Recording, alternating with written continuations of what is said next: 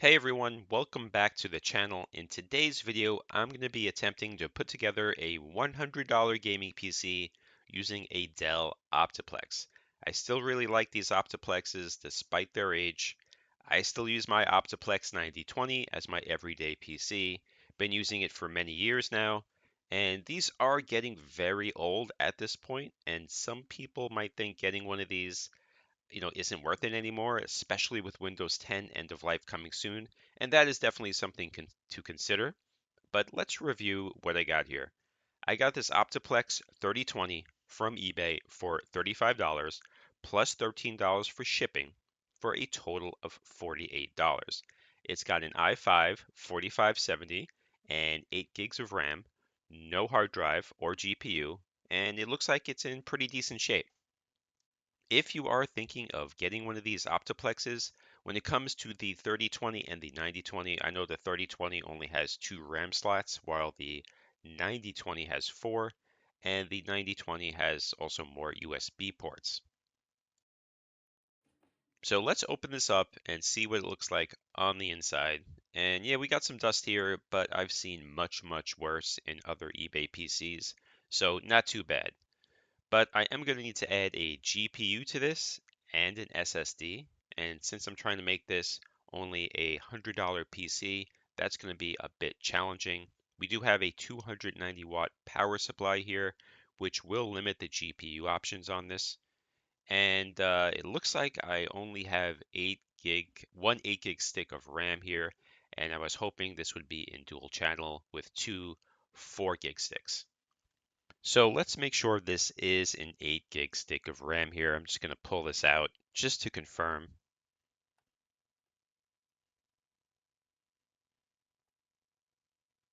And yeah, we have 8 gigs here. Can't really game on 1 stick of RAM. So I'm going to have to check my collection later to see what I have so I can make this dual channel. Now let's check out the GPU and SSD I got. And for the GPU, I got this R7 450, which has 4 gigs of VRAM. It's extremely old, but it was only 24 bucks. I actually doubt there is driver support for this anymore now that I'm thinking about it, but it's cheap and doesn't require any external power, and this does have 2 display ports. And for the SSD, I got this Team Group T-Force 256 gig SSD. It's not a lot of space, but you can store a few games on here, and this cost me only $19 from Amazon. Now, before I install any of the upgrades, I am going to replace the thermal paste on the CPU. And I'm just going to fast forward this a little bit.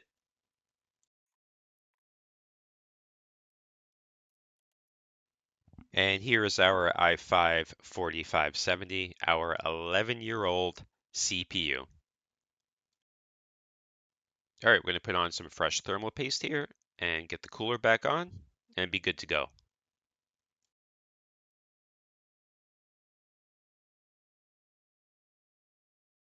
All right, now let's talk about the RAM again. This is the 8 gig stick it came with, so I'm going to keep that in there. But I looked at my collection. I do have another 8 gig stick that I am going to add to the Optiplex. I will add this to the cost. So this 1 gig stick of RAM, this 1 8 gig stick of RAM, probably costs around 10 bucks. So I will add that to the cost. And now I'm just going to put in the GPU real quick, nice and easy. So we got the GPU in there. I then plugged in the SSD. So let's review what I spent on this. The Optiplex 3020 with an i5 4570 and 8 gigs of RAM was 48 bucks. The R7 450 was $24 and the SSD was $19. So that brought me to 91 bucks. Now I did have to add that extra RAM that I had on hand, but if I had to buy that, it would cost me approximately $10, bringing the total to this bill to $101. Not too bad. So now I'm going to power this on and we're going to try out some games to see how this performs.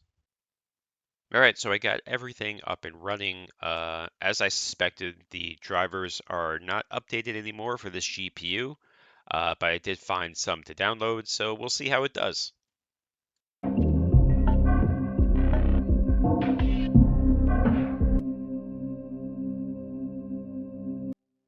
Okay, so not too good in Heaven benchmark, FPS of 20.6 and a score of 520. And here's the benchmark test for GTA 5. This is 1080p on normal settings.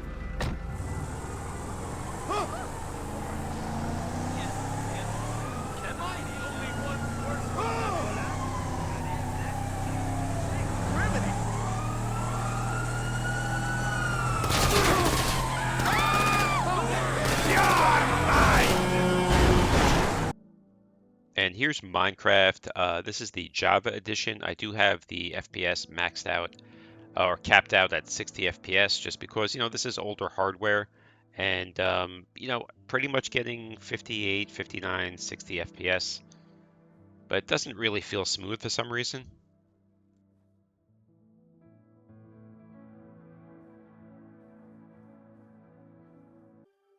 And here now we have Minecraft Bedrock Edition.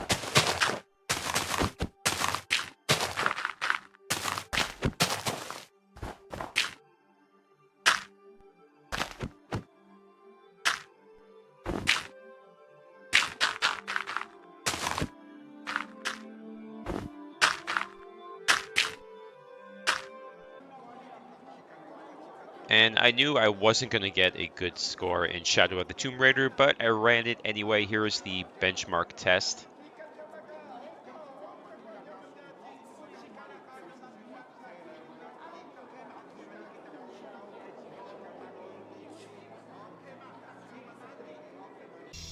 And as you can see here on low settings, we got an average FPS of 14.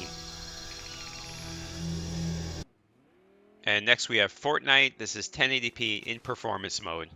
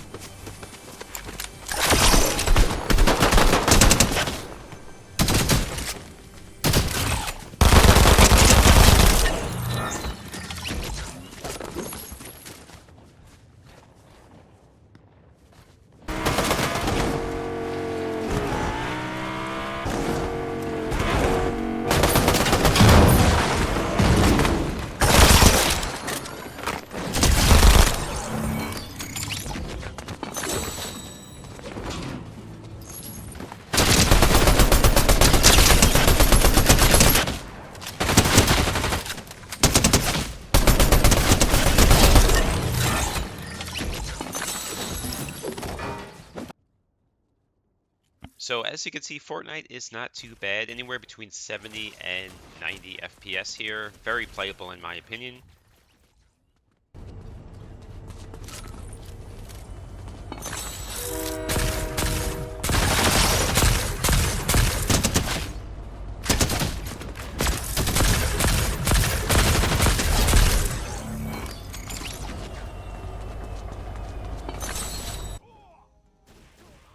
And here we have Street Fighter 5. This is 1080p on low settings.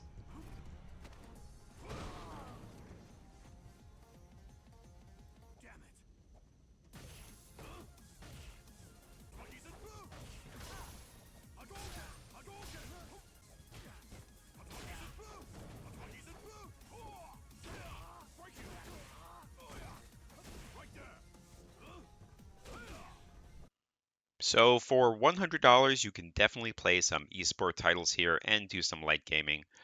Definitely no AAA games here. This would be pretty good for an emulation PC as well. I might do a follow-up video adding a better GPU like a 1650 or a GTX 1060 with 6 gigs of VRAM. Plus, I could add a Xeon processor in here, bringing this from 4 cores and 4 threads to 4 cores and 8 threads. Now, those upgrades would be a huge improvement. If you are still using one of these old Optiplex mid towers, let me know in the comments below what your specs are. So that's going to do it for this video. Please hit that like and subscribe button. I would appreciate it. Thanks for watching.